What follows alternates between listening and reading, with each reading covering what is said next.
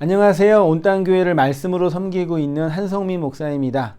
온땅교회 유튜브 채널을 시청해 주셔서 감사합니다.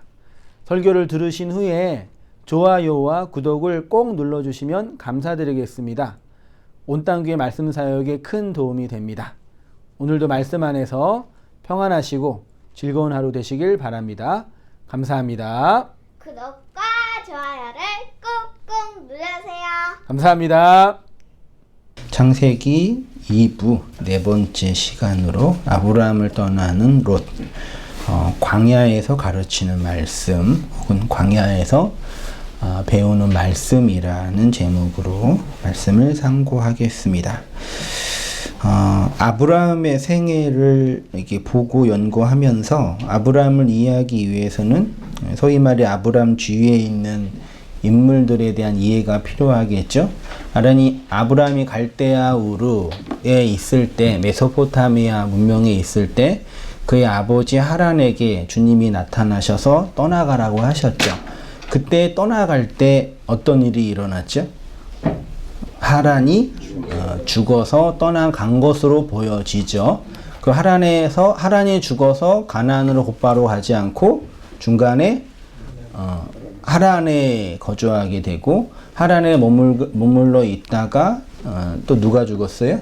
그의 아버지 데라가 죽고 데라가 죽어서 이제 가나안 땅 세겜에 있다가 그 기근이 들어서 남쪽 애굽으로 내려가서 바로에게 아내를 누이라고 속이면서 일어난 여러 가지 이야기들을 살펴보았죠. 오늘은 이제 아브라함의 조카인 롯과의 관계를 통해서 아브라함에게 말씀하시는 또 우리에게 말씀하시는 하나님의 은혜에 대해서 상고해 보도록 하겠습니다.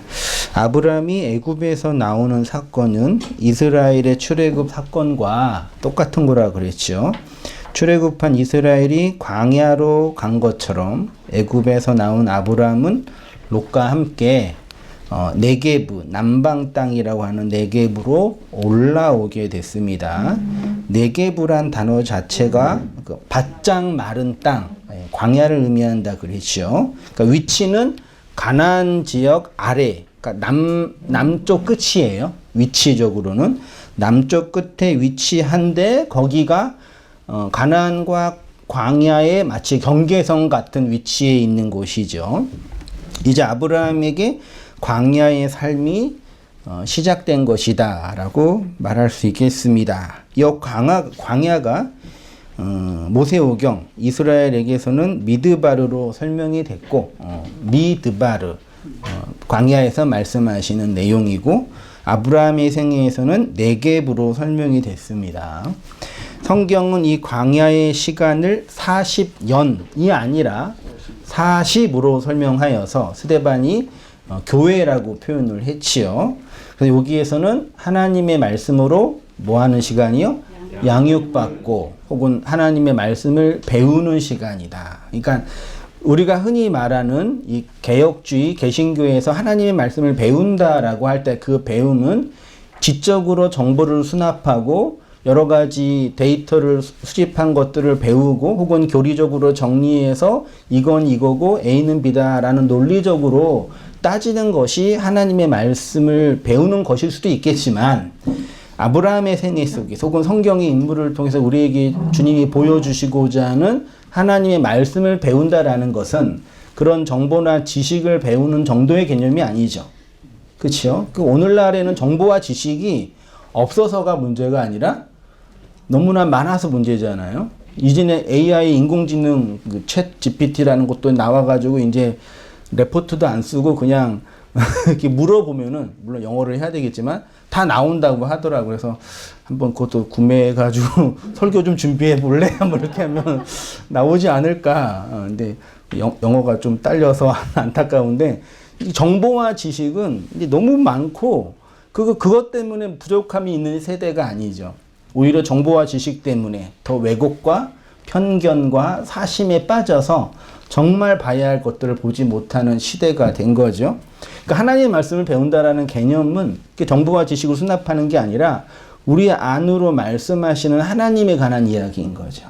오늘 베드로래. 아브라함이 광야 미드바르 오늘 본문에서는 이 네게부에서 하나님 말씀을 배운다라는 것이 어떻게 우리의 삶에서 우리 성도님들 교회들 안에서 실현되고 있는지를 한번 확인해 보면서 우리 성도님들도 여러분들도 어떻게 하나님의 말씀을 배우고 양육을 받고 성장하고 살아가고 있는지를 한번 비추어 보면서 확인해 보시기를 축원드립니다.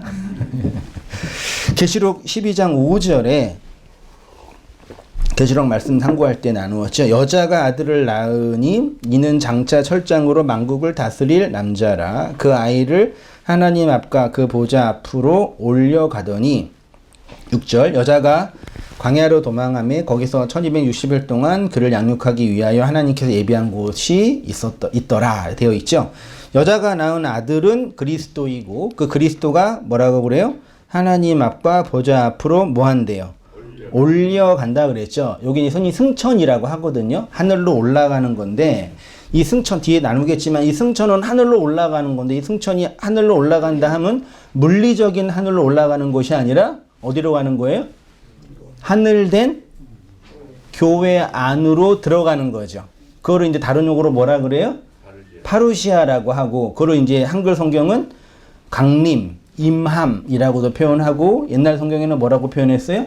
재림으로 표현했죠. 그러니까 재림이나 강림이라는 개념은 나중에 그리스도께서 모든 육체가 눈으로 보는 곳으로 오는 그런 개념이 아니라 이렇게 승천된 교회인 성도들 안으로 그들의 머리 대심으로 들어간 그 교회의 현실이 그리스도의 뭐라고요? 파루지아고 굳이 한글로 번역하면 그거를 뭐라 그런다고요? 재림이라고 하니까 그러면 모든 교회들은 다 그리스도의 재림을 뭐하고 있는 거예요? 목격하고 경험하고 있는 거죠. 아니 모든 사람들이 다 그리스도의 파루지아를 보고 있는 거죠.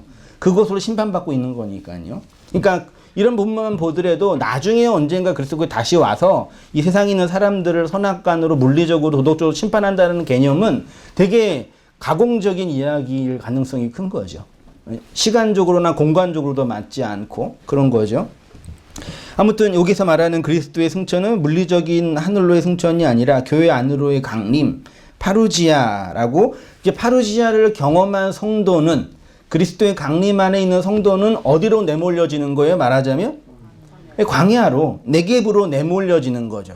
그곳에서 요한계시록에서 1260일 동안 양육을 받아서 하나님께로 예비에 되어지는 성도의 모습이 있는 거예요. 그래서 이 땅의 교회의 현실, 성도의 현실은 이렇게 광야로 내몰려진 천년의 왕국을 살아가는 교회의 현실이다 라고 표현하고 그것을 이제 계시록에서는 다양한 상징적인 언어로 우리가 설명하고 있었던 거고 그것들을 개인적으로 설명한 게 말하자면 욥기 같은 이야기인 거죠. 우리 안에서 일어나고 있는 내용인 것들이고요. 그 얘기를 제가 그 다음 단락에 표현을 했습니다. 창세기 12장 16절에 지난주에 살펴봤던 부분인데 이에 아브람이 그로 말미암아 이에 바로가 그로 말미암아 아브람을 후대함으로 아브람이 양과 소와 노비와 암소 나귀와 낙타를 뭐 했어요? 얻었지요. 아내를 누이라고 속이고 누이라고 속이고 사라를 바로의 아내로 들여보내서 바로에게 재산을 얻었다는 얘기잖아요. 여기서 이제 바로가 하나님 역할을 하고 있는 건데 양과 소는 죄를 해결하기 위한 제물을 의미한다 그랬죠. 그래서 희생 제물로서 희생 제물의 내용과 의미를 그리스도의 십자가의 필요성을 설명하는 것이라고 한 거고 노비도 줬다 그랬죠. 노비가 뭐예요? 남자 종과 여자 종이죠. 예. 남종과 여종이잖아요. 종을 주었다는 얘기는 구원이라는 것을 설명하는 거겠죠. 구원은 종에서 뭐예요? 아들. 종이 왜 문제예요? 일만 주구장창하는 그런 존재가 아니라 아버지의 뭘 못 받아요? 주인의 기업, 유업, 유산을 못 받잖아요. 구원은 우리가 노력하고 애써서 힘써서 쌓은 것이 아니라 신분으로 말미암아 아버지에게 뭐예요? 유업으로, 유산으로 주어지는 거잖아요. 그래서 종을 설명하면서 그 내용을 설명한 거예요. 하나님의 나라를 유업으로 받는 교회의 구원을 가르치는 것이라고 표현했고 나귀와 낙타를 주었는데 나귀는 예수님이 예루살렘에 입성할 때 타고 오셨죠. 당연히 여기서 나귀는 누구를 상징하는 거예요? 그리스도와 함께 예루살렘 옛성전에 들어가 죽어야 할 우리의 옛자를 설명하는 거고, 그렇게 그리스도와 함께 죽으면 어떤 역할을 한다고요? 낙타의 역할을 한다. 광야나 이런 그 고대 근동 지역이나 팔레스타인 지역은 사막 지역이니까 낙타로 이동을 하잖아요. 낙타가 이동 수단이잖아요. 낙타가 하나님 무릎을 꿇고 진리의 말씀을, 이게 라메드가 익히는 거거든요. 배우는 거고, 말씀을 이렇게 묵상하고 배우고 익히면 뭐 하는 자가 돼요? 전하는 자가 되죠. 내가 그리스도와 함께 죽은 그 내용을 전달하는 거죠. 그러니까 복음을 전한다, 말씀을 가르친다 라는 거의 기본적인 전제는 이게 어떤 기술적으로 말씀을 가르치고 전하는 게 아니라 그 말씀의 내용을 내가 뭐 하는 거예요? 배우고 익히고 경험하고 내용으로 삼는 거죠. 그게 이제 광야에서 일어나고 있는 말씀의 내용이라고 설명을 드린 거죠. 13장 2절에 비슷한데 12장 16절에서는 아내를 팔아서 아무튼 줘서 얻게 된 재물의 내용이고, 13장 12절은 나올 때 얻게 된 것처럼 보여요. 어떻게 표현하고 있냐? 아브라함에게 가축과 은과 금이 뭐한대요? 풍부하다. 앞에서는 양, 소, 노비, 나귀 등을 얻었는데 13장 2절에서는 그것은 표현을 안 하고 가축으로 표현되어 있지만 가축과 은과 금이 많아졌다라고 이제 표현하고 있는 거예요. 여기 있는 용어를 살펴보면은 이게 다 성전과 그 성막에 관한 이야기인 거예요. 가축이 히브리어로 미네크라는 명사인데 이게 동사 카나에서 왔대요. 단어 보이시죠? 카나와 미네크 차이가 뭐예요? 앞에 장소와 내용을 의미하는 맴이 있죠. 그러니까 카나의 뜻이 뭐냐면 성경에서 아들을 얻었다 혹은 나를 창조하셨다라고 쓸 때 사용된 단어가 카나예요. 근데 그거를 이제 명사로 만든 게 미네크예요. 그거를 가축으로 미크네. 내가 미네크라 그랬죠? 미크네예요. 그거를 뭘로 번역했다고요? 가축으로 번역을 했다고요. 그러니까 이거는 단순히 뭐 소, 양, 말 이런 가축의 개념이 아니라 하나님에 의해서, 하나님의 말씀에 의해서 얻게 된 어떤 내용을 담고 있는 거죠. 이 미크네라는 단어 안에는요. 그 다음에 은은 케셰프라는 단어인데 고대 시대는 은이 화폐로 많이 사용이 됐잖아요. 특히 성경에서 은이 거래된 곳이 어디예요? 성전이잖아요. 성전에서 속전세를 드릴 때, 속전세를 바칠 때 뭘로 교환해서 드렸어요? 은으로 바쳤잖아요. 성전과 관련이 있는 거죠. 속전은 그리스도의 희생으로 교환되는 누구의 목숨값이에요? 우리의. 그러니까 내가 받은 몸값인데 그 몸값은 결국은 누구의 몸값이에요? 그리스도의 몸값이잖아요. 그 그리스도가 우리를 위해 희생한 목숨값이죠. 그래서 이제 그 출애굽기 30장에서는 이렇게 이제 표현해요. 너는 이스라엘 자손에게 속전을 취하여서 이렇게 하라 그랬잖아요. 여기 전 있죠, 전. 속하여지는 케셰프예요. 속죄의 은이에요. 아브라함이 그것이 풍부했다고 표현하고 있는 거예요. 호세아 3장 2절에 호세아 본문을 여러 가지인데 몇 개만 썼어요. 내가 은 15개와 보리 한 호멜 반으로 나를 위하여 저를 사고. 누구 이야기인지 아시죠? 호세아가 은 5개, 보리 한 호멜이 은 15이에요. 그러니까 이게 뭐예요? 은 30이죠. 은 30으로 호세아가 고멜을 취했잖아요. 이때 산 게 은이에요. 은. 이게 케시프예요. 은은 이렇게 속전을 의미합니다. 호세아가 고멜을 살 때도 은 5개와 보리 한 호멜 반으로 샀는데, 유다가 예수님을 팔 때 은 30으로 팔았죠. 은은 이렇게 우리를 구속하기 위해 죽으신 그리스도의 몸값을 상징하죠. 금은 하자부예요. 금은 당연히 뭐예요? 하나님의 말씀이죠. 그 성전에서 성전 기명을 나무로 만들었잖아요. 어떤 나무로 만들어요? 조각목. 조각목이 뭐예요? 아카시아 나무. 나무로 하면은 가장 쓸데없는 뭐죠? 그 가시나무처럼 쓸데없는 나무죠. 그 나무로 조각목으로 성전 기명을 만들고 그 위에 무엇을 씌워요? 금. 그러니까 금이기도 하고 올리브 기름을 바르는 것기도 하고 금색이 되는 거니까 그게 우리의 구원을 설명하는 거죠. 우리 자체로 보면은 조각목처럼 가시나무처럼 쓸모없는 존재지만 그것에 뭐가 씌우니까 그리스도의 말씀, 하나님의 말씀이 씌워지니까 성전의 귀한 기명이 된다. 뭐 그런 의미가 내포되어 있잖아요. 그것을 아브라함이 갖고 있는 거예요. 그러니까 12장에서는 낙타, 뭐 등, 소, 그 다음에 노 이런 것들을 얻었다고 하는데 13장에서는 그게 포함되어 있는 것처럼 다른 용어로 포함되어 있는 거예요. 나올 때는 마치 이스라엘 백성이 애굽에 들어갔다가 나올 때 많은 금, 은, 기명을 받고 나온 것처럼 표현하고 있는 거죠. 그러니까 어떤 거로 결론적으로 말하면 애굽에 있다가 미츠라임에 있다 그 율법의 감옥에 있다가 그리스도의 희생으로 출애굽함으로 나옴으로 그 아브라함과 이스라엘 안에는 무엇이 풍부하게 된 거예요? 쉽게 말하면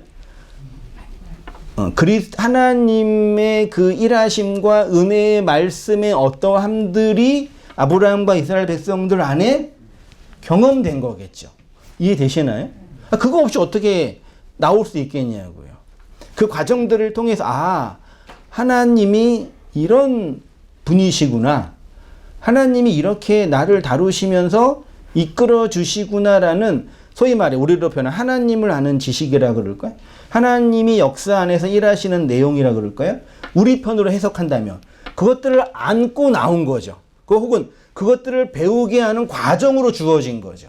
이 출애굽의 과정과 바로와의 관계와 이런 내용들을 통해서요. 똑같잖아요. 우리들을 다루시고 인도하시는 하나님의 내용과 같은 거잖아요. 이 가축과 은과 금이 풍부했는데 풍부가 히브리어로는 풍은 메우드라는 단어고요. 부는 카바드라는 단어래요. 메우드는 그냥 내용이 많다, 양이 많다라는 뜻이고 카바드는 무겁다, 존귀하게 되다, 영광스럽게 되다, 뭐 이런 뜻이래요. 영화롭게 되다. 신약으로 표현하면은. 그러니까 풍부는 메오드 카바드 풍부는 이러한 하나님의 일하심들, 이렇게 역사를 통해서 말씀하신 하나님으로 말미암아 그리스도의 속죄를 의미하는 은, 하나님의 말씀을 의미하는 금이 양적으로나 질적으로 그 안에서 영광스럽게 풍성하게 됐다라는 걸 내포하고 있는 거죠. 단어적으로 본다면.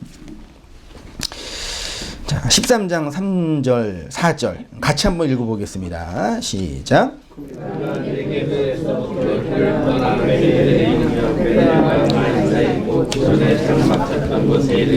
그가 처음으로 제단을 쌓은 곳이라. 그가 거기서 여호와의 이름을 불렀더라. 네게부에서 떠나서 베델에 이르고 베델과 아이 사이에 전에 장막 쳤던 곳. 그게 어디예요? 세겜이죠. 세겜의 뜻이 뭐라 그랬어요? 어깨라 그랬잖아요. 그리스도 안에서 배우는 그 내용이라 그랬잖아요. 베델은 당연히 베트엘이죠.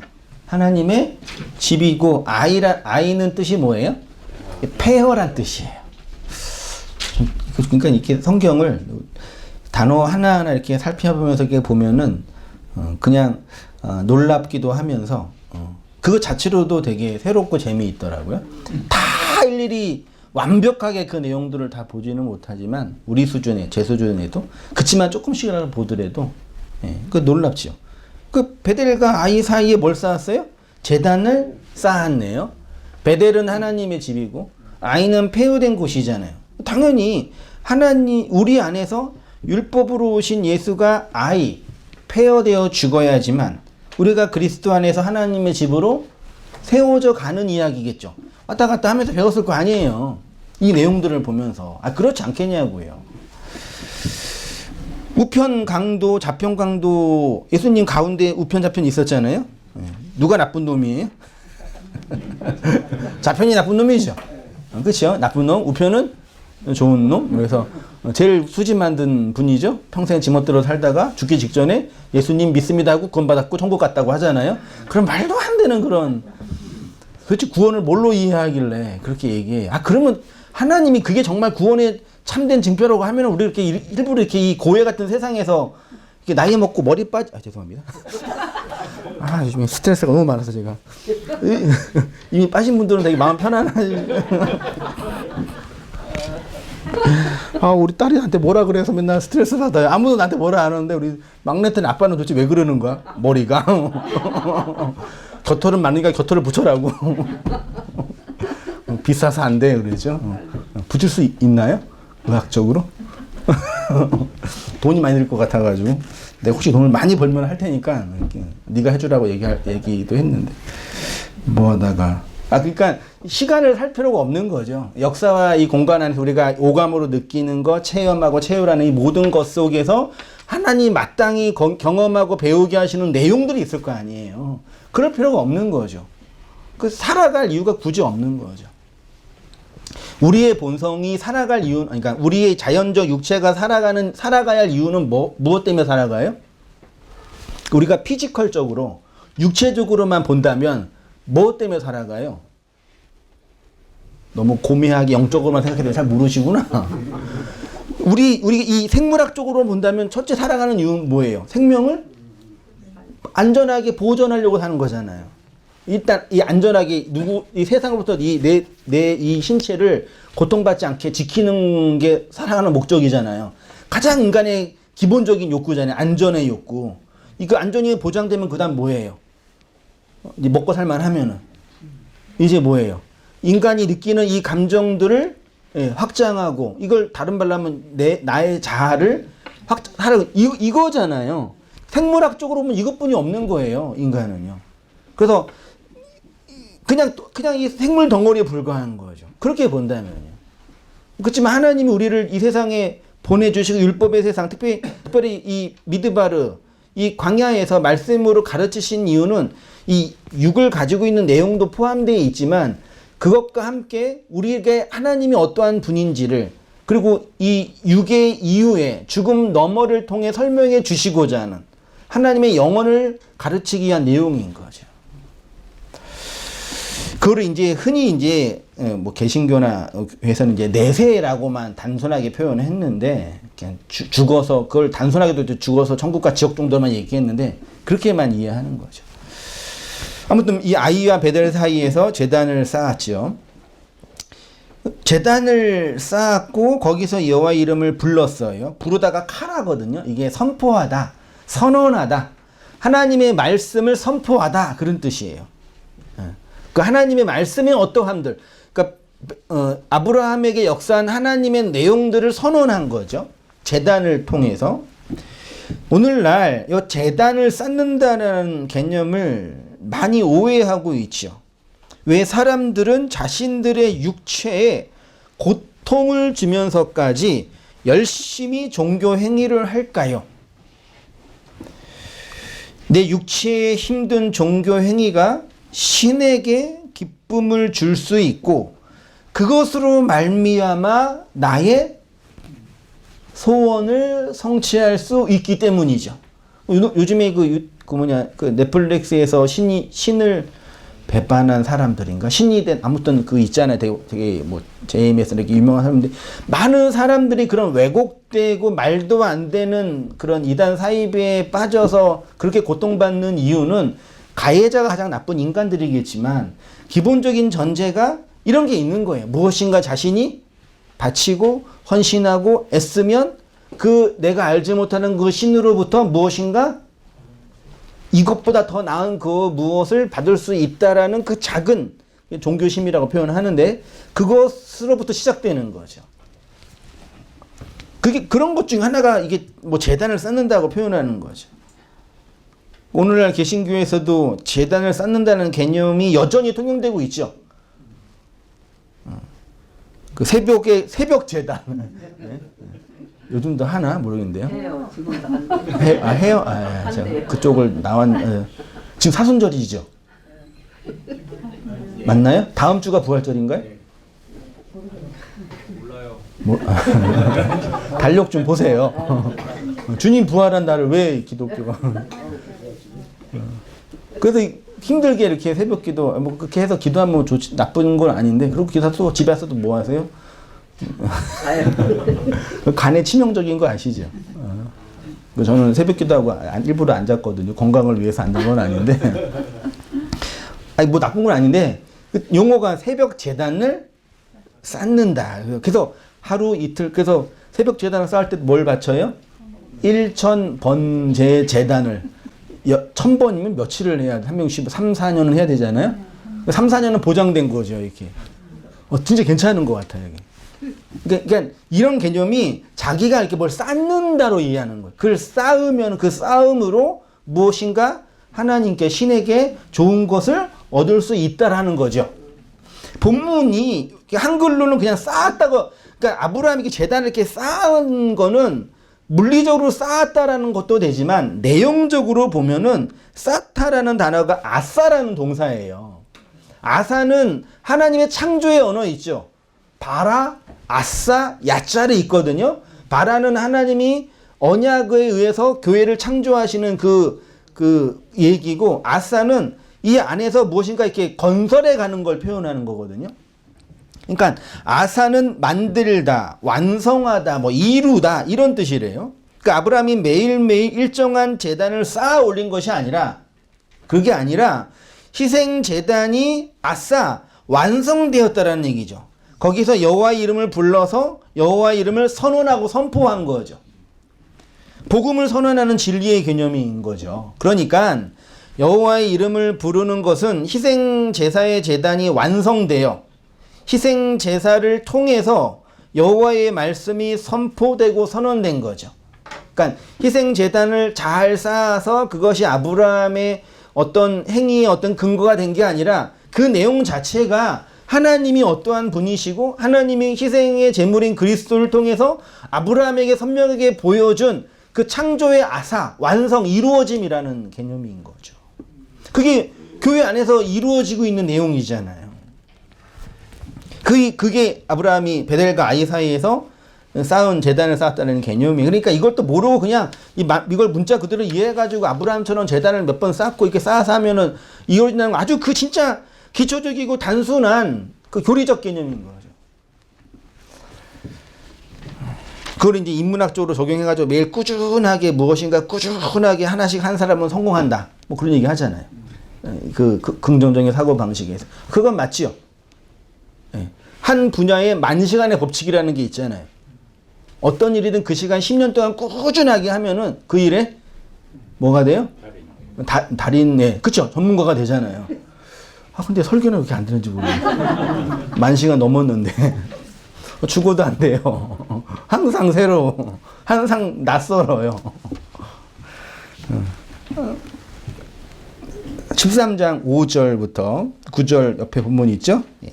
한 페이지 한번 같이 읽어보겠습니다. 시작. 아브라함의 일행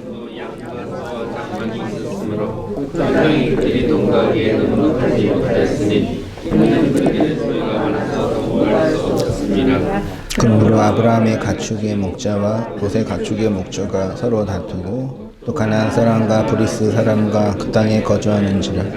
아브라함이 롯에게 이르되 우리는 한 친족이라 나나 너나 내 목자나 서로 다투게 하지 말자. 내 앞에 온 땅이 있지 아니하냐. 나를 떠나가라. 내가 좌하면 나는 우하고 내가 우하면 나는 좌하리라. 뭐 이거를 가지고 이제 아브라함이 믿음이 좋아서 다 양보해서 뭐 그런 얘기죠. 그렇게도 보일 수 있겠죠. 그러니까 하나님 말씀 문자만 보고 그 안에는 어떤 의미가 있을까 고민을 안 하는 거죠. 참 슬픈 일이에요. 고민을 이런 이야기 안에서 이런 장소적 그게 제한된 정보지만 안에서 말씀하고 싶은 하나님 의도가 있을 거 아니에요. 오늘 이 본문에 이제 롯 이야기를만 통해서 한번 말하고 싶은데요. 롯의 뜻이 뭐라고요? 롯이 덮개, 베일, 뭐 덮여진 것, 가려진 것 이 뜻이래요. 또 뜻이 뭐냐면 사전을 찾아보니까 이게 뭐죠? 라트. 예, 이게 뭐냐면 이렇게 불사르다, 화염에 붙이다, 뭐 그런 단어에서 왔대요. 사전에 보니까요. 근데 참 재미있게 롯이 어디로 가요? 소돔으로 가잖아요. 소돔의 뜻이 뭐예요? 불탄, 화산, 뭐 그런 뜻이래요. 그러니까 가려져 있는, 정말 보지 못한 가려져 있는, 베일에 가려져 있는 한 인물이 내용적으로는 불사르는 존재인데 그가 소돔에 가서 어떻게 돼요? 불 지르는 장면인 거죠. 말하자면요. 롯은 덮개로 가려져 있는 어떤 상태를 얘기하죠. 아브라함과 지금 비교해서 얘기하는 거예요. 그러니까 롯의 이야기를 통해 롯은 뭐 나쁜 사람이다 이런 개념이 아니라 아브라함과의 관계를 통해서 아브라함의 그 무엇을 설명하는 내용인 거죠. 하란의 죽음을 통해서 메소포타미아에서 나온 것처럼, 데라의 죽음을 통해서 하란에서 나온 것처럼 롯과의 헤어짐을 통해서 또 하나님은 아브라함에게 진리의 말씀과 은혜의 내용들을 가르치는 거죠. 말하자면 아브라함에게는 하나님의 말씀인 거죠. 율법으로 이렇게 던져진 율법의 말씀인 거죠. 데라나 하란이나 롯은요. 본다고 하는데 보지 못하는 상태인 거죠. 성경은 롯이 양과 소와 장막을 소유하고 있었다고 표현하고 있습니다. 그리고 이 때문에 아브라함과 동거할 수 없게 되었고, 창세기 21장에 가면 아브라함의 두 아내 하갈과 사레의 아들들이 싸우는 장면처럼도 보이지만 하여튼 싸웠겠지, 애들이니까. 근데 성경의 편집자는, 성경의 저자는 그걸 뭘로 표현해요?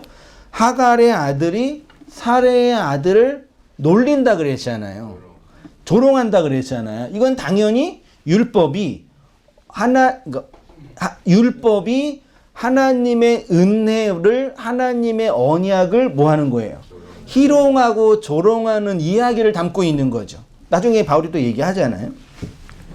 그러니까 롯이 하갈의 아들이 사레의 아들을 놀리는 장면이 나오는데 율법과 은혜가 함께 할 수 없는 거죠. 결국은 나누어지죠. 그러니까 여러분 잘 보세요. 율법이 따로 있고 은혜가 따로 있는 건 아니죠. 그러니까 좀 낮은 수준에서는 율법적 행위라는 게 있을 수 있잖아요. 그러면 은혜적 행위도 있을 거 아니에요. 그게 뭐예요? 율법적 행위가 있으면 은혜적 행위도 있을 거 아니에요. 단어적으로 보면은요. 근데 실제적으로 그게 구분이 돼요? 안 되지요. 어떻게 그게 구분이 돼요? 우리가 이렇게 예배당에 오는 것은 은혜의 행위예요? 율법의 행위예요? 답은 여러분이. 자, 이렇게 힘들게 힘들진 않죠. 설교를 하는 거는 율법의 행위예요? 은혜의 행위예요? 참, 우리 똑똑하시네요. 그러니까, 율법이 따로 있고, 은혜가 따로 이런 건 아니라는 거예요. 이 세상에 있는 모든 것들은 코스모스로 던져진 진리를 설명하는 파편들이잖아요. 조각들이고. 그게 율법이죠. 근데 하나님의 은혜가 주어지고 은혜가 성장한다는 얘기는 그것이 뭐가 되는 거예요? 말하자면 분화가 되는 거죠. 세포가 난자와 정자가 수정이 되면 세포 하나가 세포 분열을 하잖아요. 분열을 해서 점점 말아서 성장을 하잖아요. 마치 예를 들면 그런 것처럼 이 세상이 다 율법의 세상인데 은혜라는 거는 그 율법의 내용이 하나하나 설명이 돼서 분리되어지고 나누어지고 선명하게 드러나는 거죠. 이해되시죠? 그런 의미에서 율법과 은혜가 구분된다는 얘기예요. 점점점.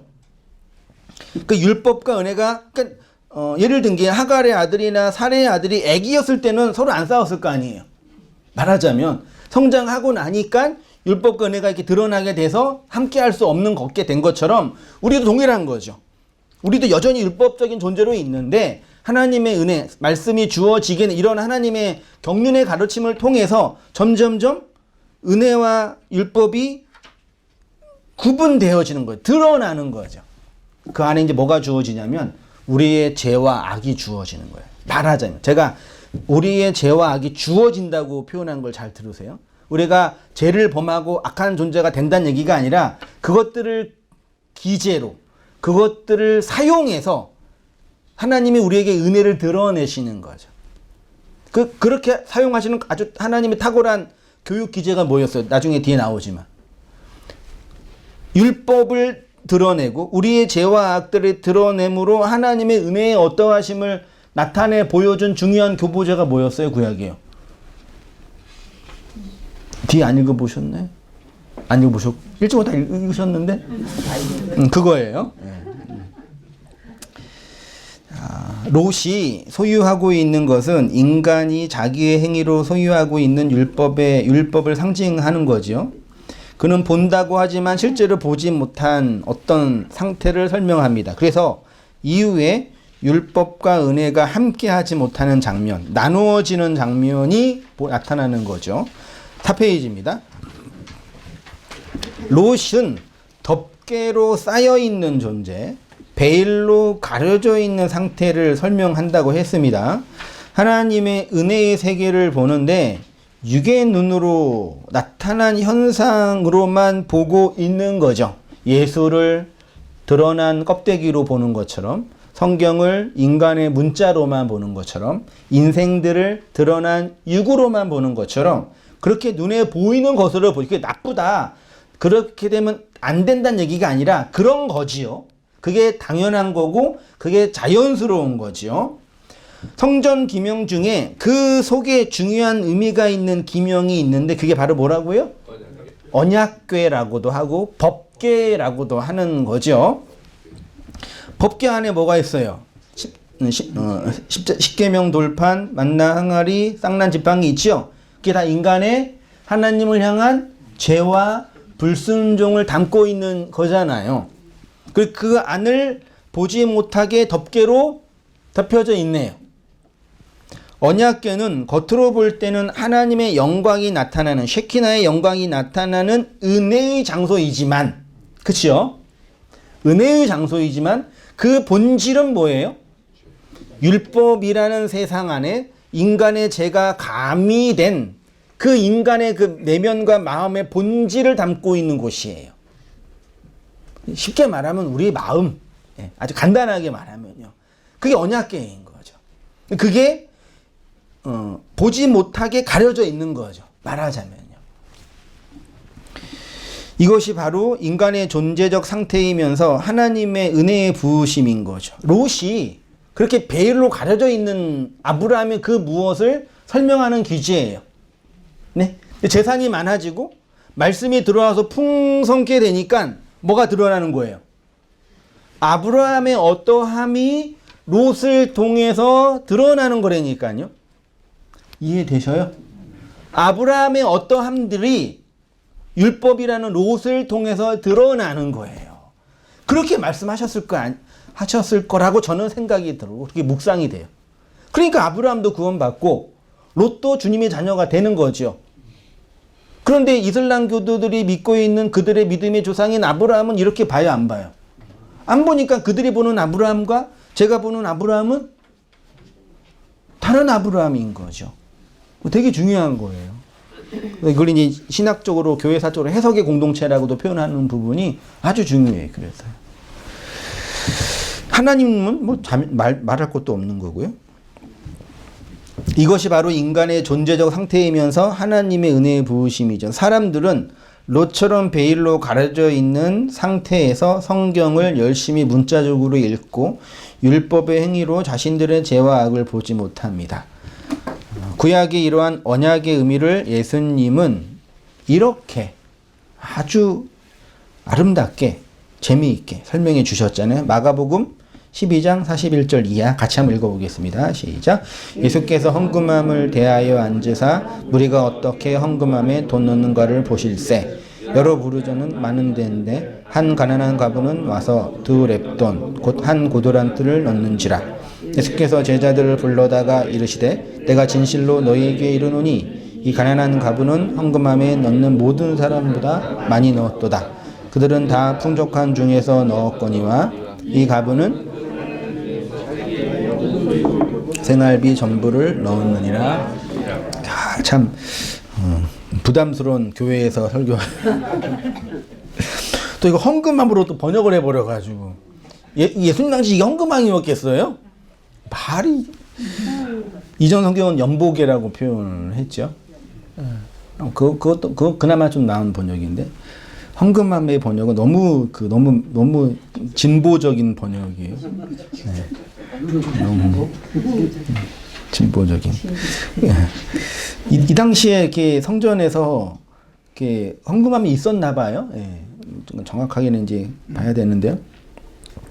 단어를 보니까 헌금함이 가조 필라키온이라는 명사예요. 그래서 보물이 있는 금고, 뭐 국고 이런 뜻이라고 하는데 이게 가자와 필라케의 합성어래요.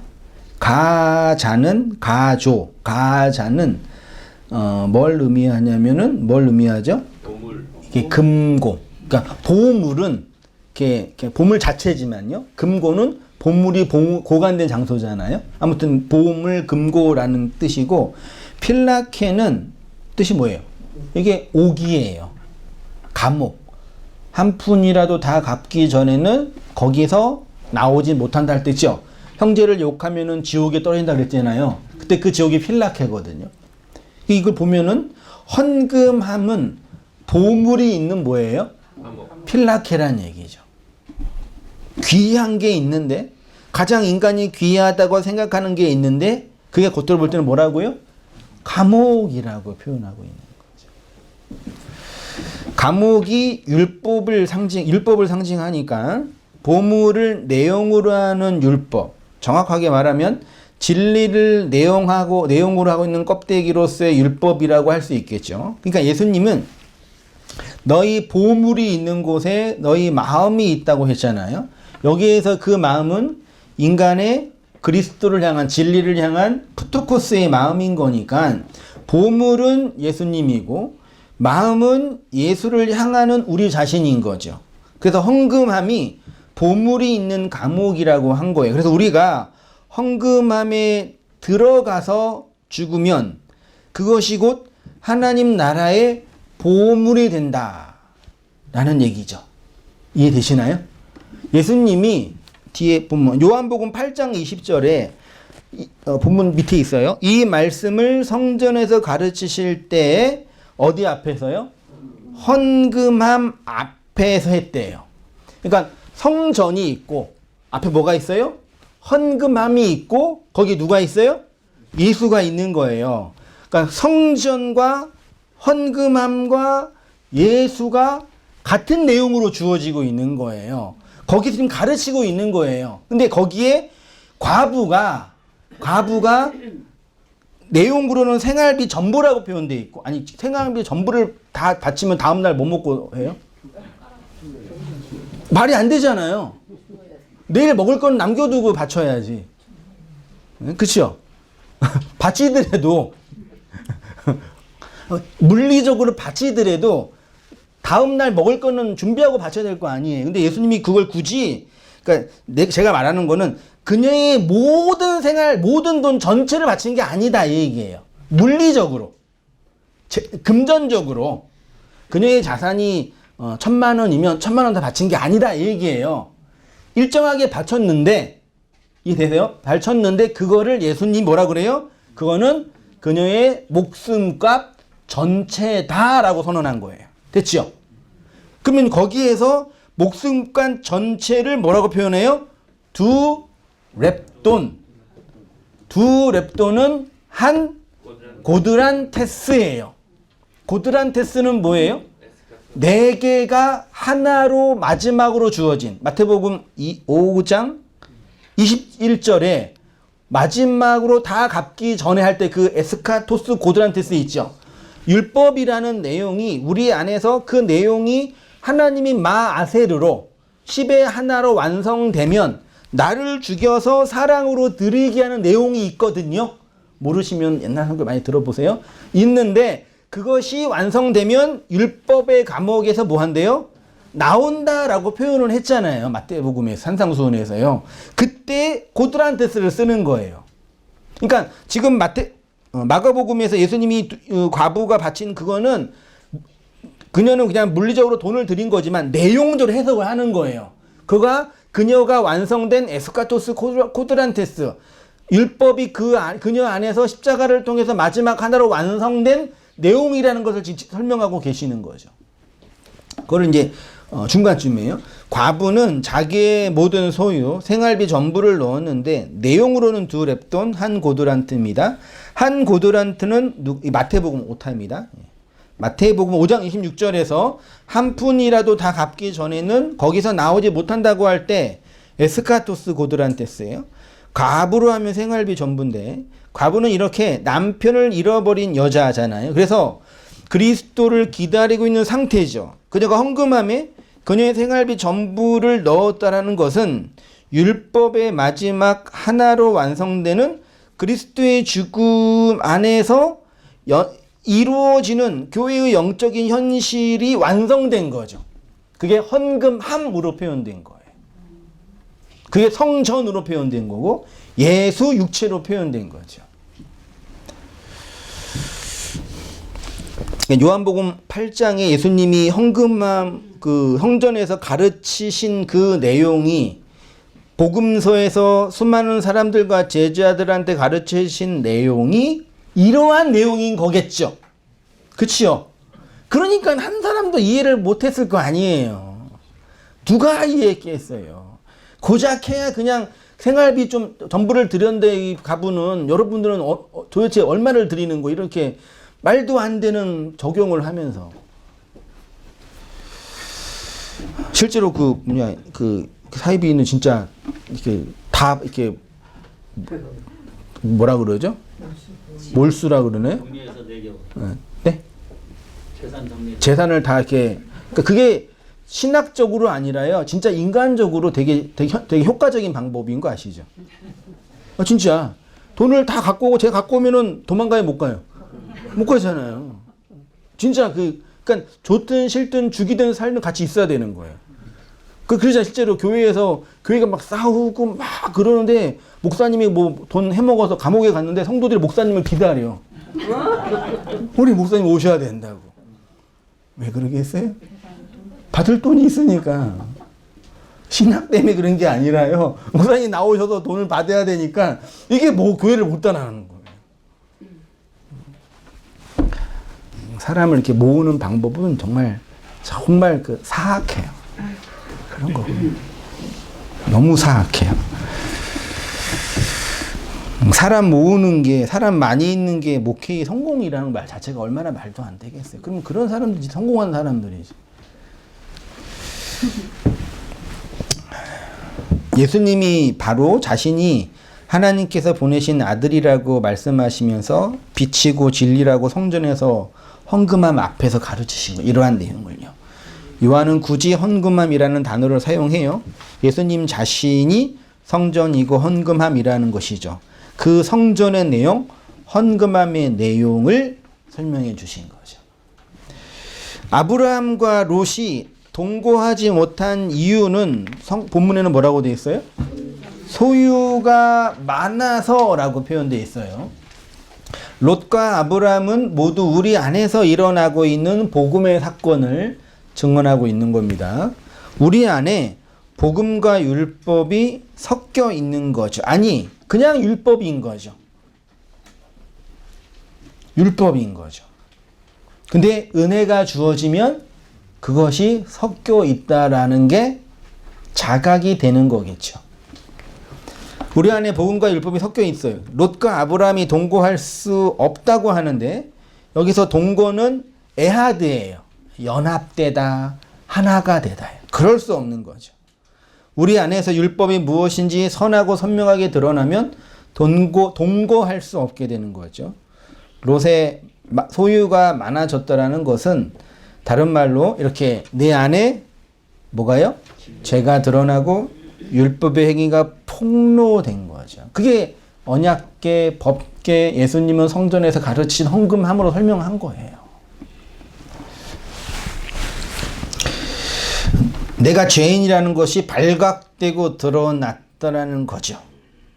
그래서 롯이 뭐라고 표현해요? 떠나간다라고 표현해요. 이거를 이러한 내러티브, 이러한 역사적 이야기를 통해서 설명한 이야기를 바울은 신학적으로 로마서에서 이렇게 아름다운 인간의 언어로 논리적으로 설명한 거예요. 그래서 로마서가 되게 위대하다고 표현한 것이 그거예요. 그러니까 성경의 사실 모든 이야기는 다 하나로 연결돼야 될 거 아니에요. 하나의 교리적, 하나의 신학적 그 원리로 설명될 거 아니에요. 맞잖아요. 아브라함의 이야기, 아브라함과 롯의 관계는 결국 성경의 핵심인 십자가와 복음을 얘기해야 될 거 아니에요. 그렇지 않고 다른 이야기를 하려면 굳이 쓸 필요 없는 거죠. 이 4, 5천 년 동안 기록된 인간의 역사 얼마나 많이 있습니까? 이스라엘 역사 이전의 교회의 역사나 족장의 역사나 수많은 인물들의 역사가 얼마나 많이 있기에 성경에 등장하는 많은 인물들 낳고 죽었고 이런 많이 있잖아요. 그거 다 쓰려면 끝도 없을 거 아니에요. 근데 거기에서 몇 가지만 추려서 쓴 게 성경이에요. 그럼 아브라함이 롯을 만나고 롯이 어디를 떠나고 어디에 있고 이거 다 뭐에 말하자면요. 하나님이 모세를 통해서 어떤 의도를 가지고 요건 기록해라라고 쓴 거란 말이에요. 그거를 우리가 정확하게 잘 모르니까 다는 모르겠지만 신약의 저자들이 이렇게 논리 설명해 놓은 거예요. 그러니까 맨 처음에 예수님 처음 읽고 교회 다니고 창세기 읽고 이런 거 내러티브 읽으면 그냥 이야기죠. 그냥 그 이야기에 그냥 그래서 나의 사랑하는 책 비록 헤어졌으면서 어머님이 들려줬던 옛날 이야기. 아브라함이 떠나고 다윗이 돌로 골리앗을 죽이고 호세아가 누구를 만나 이런 이야기로만 읽었는데 그런 내러티브가 이런 진리를 설명하는 상징이라는 거예요. 근데 되게 중요한 겁니다. 이거를 못 보니까 그냥 고작해야 바울의 서실러 가지고 몇 가지 기독교 교리, 조직 신학을 만들고 거기에 교회나 모임이 만든 어떤 규칙을 만들어 놓아서 교회를 운영하는 거예요, 그냥. 바울이 이렇게 표현한 거예요. 이런 이야기를 보면서 로마서 7장 가장 핵심적인 내용이잖아요. 그런즉 우리가 무슨 말을 하리요? 율법이 죄냐? 그럴 수 없느니라. 율법으로 말미암지 않고는 내가 죄를 알지 못하였으니 곧 율법이 탐내지 말라 하지 아니하였더라면 내가 탐심을 알지 못하였느니라. 그러나 제가 기회를 타서 계명으로 말미암아 내가 내 속에서 온갖 탐심을 이루었나니. 탐심이 있어요? 없어요? 인간 안에 탐심이 있어요? 없어요? 있는데 그게 탐심인지 모른단 말이에요. 근데 율법은 그게 뭐예요? 그게 탐심이라고 얘기해 주잖아요. 그게 율법의 가장 중요한 아름다운 기능이잖아요. 이제 율법이 없었으면 죄가 죽은 것임이라. 그럼 율법은 뭘 살리는 거예요? 죄를 살려내는 거잖아요.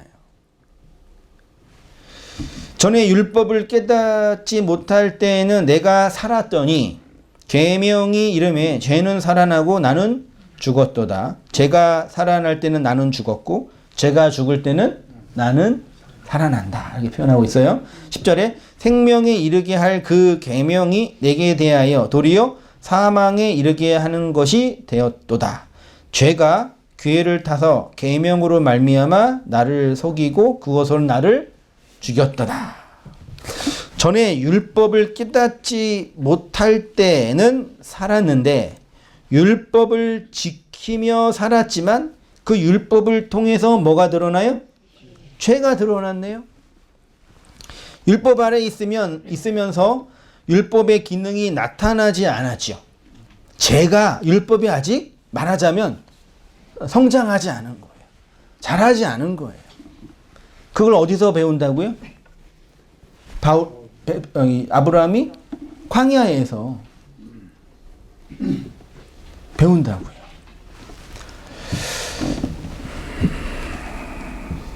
율법 아래 있으면서도 율법의 기능이 나타나지 않았죠. 롯과 함께 살았는데 롯의 소유가 풍부하지 않을 때는 함께 사는데 문제가 없었죠. 근데 계명이 일어나서 그 계명을 깨달으니까 죄가 살아나고 나를 죽이는 거죠.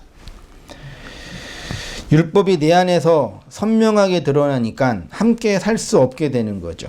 롯은 다른 사람이 아니라 우리 안에서, 내 안에서, 여러분 안에서 일어나고 있는 율법과 죄에 관한 내용인 거예요. 롯의 소유가 많아진다는 것은 이렇게 내 안에서 죄가 드러나고 폭로되고 나타나게 된다는 이야기인 거죠. 아브라함과 롯의 분리는 이렇게 우리 안에서 우리의 죄와 악을 폭로하고 드러내시는 하나님의 율법에 관한 말씀인 거죠. 하나님은 이렇게 당신의 백성을 어디에서요? 그러니까 성도가 1260일 동안 광야에서 천년 왕국을 살면서 배워야 할 말씀이 뭐예요? 이러한 거예요. 그 사람들이 어떤 말씀을 배워요? 어떤 말씀을 배우고 싶어 해요? 어떤 말씀을 가르치고, 마음으로 그냥 답하세요. 가르치고 싶어 하세요. 그런 거잖아요. 우리 안에 가려져 있는 죄와 탐심과 악의 쓴 뿌리가 어떠한 건지를 보지 못하게 한다니까요. 그래서 하나님이 굳이 애굽에 집어넣었다가 율법의 모형에서 끄집어내서 이 광야라는 미드바르에서 말씀을 주시면서 우리의 죄와 악들을 폭로시키고 드러낸, 그게 성전에서는 언약궤 안에서 드러내는 거라니까요. 그러니까 여러분, 정말 희생자를 똑바로 드렸던 제사장이라고 하면 희생제사를 다 통과해서 성막을 지나면서 언약궤 위에서 하나님의 영광과 셰키나 영광을 보고 있는 헌제자, 제사장이라면 뭘 보겠어요? 우와, 하나님의 영광이 가득하네? 그 영광이면 나는 살만하겠네? 저 영광이면 나는 성공할 수 있겠네가 되겠냐고요. 바른 헌제자라면요. 그 영광이 무엇을 통해서 드러난 거예요? 우리 안에 있는, 그렇게 상징으로 표현한 건데 성경은 단지 그 상징이 우리 안에서 실제로 드러나는 거라니까요. 죄와 악들이 폭로되고 드러냄을 통해서 주의 영광이 드러나는 거예요. 그래서 바울이 뭐라고 하는, 나는 날마다 그 죽노라가 그냥 맨날 난 고생하고 힘들다 어렵다가 아니라 그렇게 드러나는 나를 보면서 죽어간다는 얘기. 그게 날마다 무투타무투 죽는다는 개념인 거지. 내가 도덕적, 윤리적으로 혹은 육체적으로 이렇게 고행을 해서 참고 견디라는 개념이 아니라는 얘기예요. 그래서 정말 온전한 성도는, 정말 복음만 해서 말씀으로 살아가는 성도는 나이가 들어가고 백발이 생기면 생길수록 뭐 어떤 사람이 돼요? 지혜롭고 경건한 자가 된 거예요. 성경이 말하는 경건이 바로 그 경건이라니까요. 이해되시죠? 창세기 12장, 13장의 아브라함의 생애를 읽으면서 아브라함이 여기 살았다, 저기 살았다, 이렇게 성공했다, 이게 아니라 우리 안에 이렇게 말씀하시고 있는 나를 다루시는 내용이라는 게 이걸 보면서 계시록이나 로마서를 보면서 설명에 적용이 되는 거예요. 아, 이 얘기를 이렇게 하고 있는 거구나. 왜 근데 우리는 다른 얘기를 맨날 하면서 딴 얘기 집으면서 살지? 왜요? 그게 중요하니까요. 어디에 중요하니까? 우리의 물리적인 육에 중요하니까. 이거 중요하죠? 네. 맞잖아요. 기분이 꿀꿀할 때 뭐가 쾌하면은, 그러니까 기분이, 제 표현이, 불행은 뭐의 불행이에요? 영혼의 불행이에요? 육의 불행이에요? 육의 불행. 그러니까 행복하려면 뭘 행복하게 만들면 돼요? 이 세포나 육을 맛있는 거 먹고, 편안하게 자고, 예쁜 옷 입고, 예쁜 사람 보고, 그러면 연속극 보잖아요, 우리가요. 보면은 내 육이 뭐예요? 행복한 거예요. 그건 육이라니까요.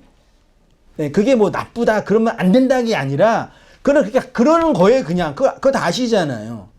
그 복음과 전혀 상관이 없다고 말할 수 없겠지만, 말하고 싶은 내용은 그 육이 아니라는 얘기죠. 육이 아니라는 걸 언제 배워요? 육을 가지고 살면서 배우는 거라니까요. 아, 이 육이 사멸되고 없어지면 그냥 끝나는 게 아니라 그 하나님의 영혼과 이 육을 통해서 설명한 하나님의 완전함이 이루어지겠구나를 여기에서 짐작하면서 배우는 거라니까요. 그치요? 안 그러시나 보구나. 그걸 이제 사람들이 내세, 뭐 천구 뭐 이런 식의 물리적으로만 생각하니까 문제라는 얘기. 그 바울이 그랬잖아요. 이 땅에 사는 게 우리의 육만 있으면 얼마나 허무하겠냐, 말도 되겠냐 그렇게 표현한 거예요. 그래서 여기에서 이제 왜곡된 뭐 이원론적인 것도 나오고 육을 되게 중요하게 여기는 걸만 나오지만 아무튼 그렇다는 얘기죠. 그 당신의 백성을 이 광야에서 미드바르에서 말씀으로 가르치고 훈련하고 우리를 성장시키는 은혜의 내용인 겁니다. 말씀 잘 배우고 계시죠? 아멘. 저 뒤편은 아니신 것 같는데 제가 뭐 배우라고 배운 것도 아니겠지만 하나하나 배워가면서 그 말씀 안에서의 지혜와 말씀해 주시는 은혜의 안식들이 우리들의 삶을 이끌고 새롭게 했으면 좋겠습니다. 네, 기도하겠습니다. 하나님 아버지, 주님의 은혜와 사랑을 인하여 감사합니다. 이 율법과 아래의 세상에서 파편과 내용으로 던져주신 것들을 하나님의 복음의 완성으로 하나의 내용으로 깨닫고 은혜로 담고 살아가는 저희들의 모든 삶들이 될 수 있도록 주님 아버지 인도하여 주옵소서. 오래전 아브라함에게 찾아오셔서 그에게 말씀하시고 하란을 통해서 말씀하시고 데라를 통해서 교훈하시고 롯을 통해서 조명하시고 하나님의 은혜를 나타내 보여주셨던 것처럼 오늘 우리에게도 이 미드바르 광야에서 주님의 천년의 왕국을 살아가는 우리의 현실이 하나님의 말씀의 통치이신 거고 율법으로 가르치는 내용인 것들을 목도하고 배우며 오롯이 살아가는 우리의 모든 삶들이 될 수 있도록 주여 인도하여 주옵소서. 혹시나 우리의 왜곡된 자아와 율법의 모습으로 낭망하고 절망하고 아파하고 있다면 그런 저희들을 푸토크스한 저희들을 만지시고 위로하시는 주님의 위로를 경험케 하시고 또 그 속에서 복음의 영광과 은혜의 말씀의 나눔이 더 풍성케 되어지도록 하나님 아버지 인도하여 주옵소서. 교회들이 각자의 삶에서 경험하고 있는 그 그리스도의 파루지아 앞에서 주님의 영광을 목도하고 경험케 하여 주셔서 그로 말미암아 진정한 복음의 선언, 하나님 아버지의 선포가 우리의 삶과 입술과 마음과 나눔과 배움을 통해서 드러나도록 주님 아버지 인도하여 주시옵소서. 이제는 우리 주 예수 그리스도의 은혜와 하나님 아버지의 크신 사랑과 성령의 교통하심이 우리 사랑하는 모든 성도님들의 삶 속에 지금부터 영원까지 함께 있을지어다. 아멘.